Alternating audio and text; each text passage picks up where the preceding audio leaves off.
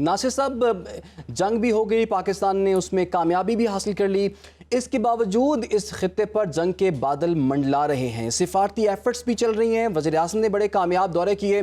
उसके साथ साथ हम देख रहे हैं बिलावल भुट्टो भी एक वफ़द की क़यादत करते हुए अमेरिका में इस वक्त मौजूद हैं। तो आपके ख्याल में इस वक्त ये मामला आगे बढ़ेगा या सिफारती हल निकल सकता है इसका, या एक मरतबा फिर से हम जंग के करीब पहुँच रहे हैं? देखिए, पहली बात तो यह है कि जैसे आपने भी फरमाया कि भारत की ये एक पॉलिसी रही है कि वो जंग के हालात तकरीबन कायम रखे।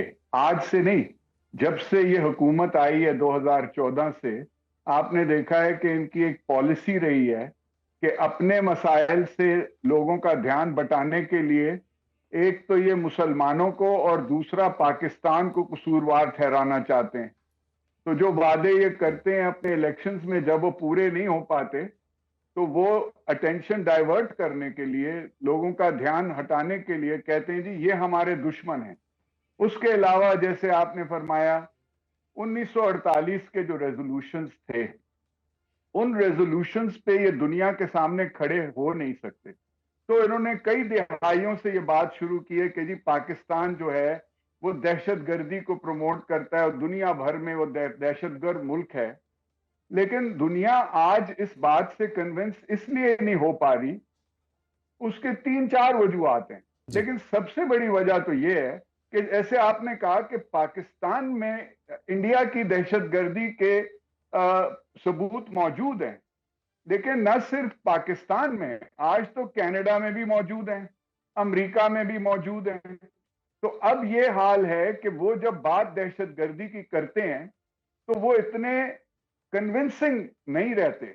इसके अलावा जो हालिया मसला हुआ है, उसमें जो सबसे बड़ी बात है, जो इनको बड़ा अफसोस है कि कोई हमारे साथ खड़ा नहीं हो रहा, उसकी एक बहुत बड़ी वजह यह है कि जो वाकया हुआ पहलगाम में, उसका ना तो इन्होंने कोई सबूत दिया जिसमें आप पाकिस्तान के साथ उसको कनेक्ट कर सकते हैं जी। और उसके ऊपर से इतना गैर जिम्मेदाराना एक तरीका निकाला है कि जो एक दूसरे मुल्क के ऊपर आप हमला कर दें।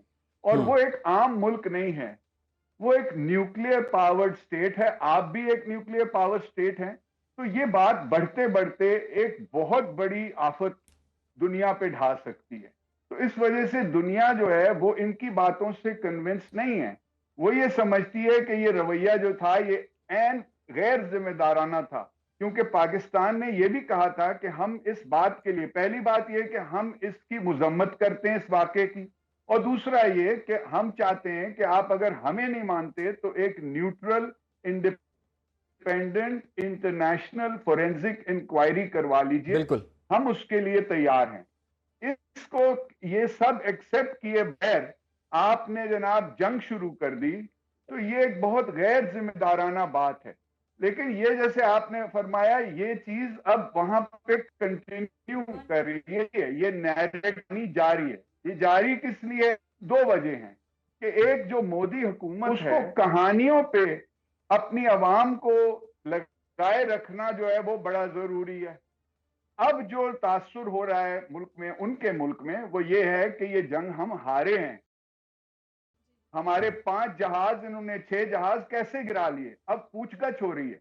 तो वो उससे भी अटेंशन को डाइवर्ट करने के लिए वो जंग जारी है, ये सिर्फ पॉज है, ये सीज फायर नहीं है, और तरह तरह की ऐसी बातें जो पाकिस्तान को भी हुस्काए, अपनी आवाम को भी डराएं। इस नासिर तरह अली से साहब, ये यकीनन ये कहानी उकसा तो मुस्तकिल रहे हैं और जारी अपनी है। आवाम को इसके भी डरा पस रहे हैं, मंजर लेकिन अब एक तो और इनकी चीज है कि जी अक्टूबर में बिहार का इलेक्शन आ रहा है।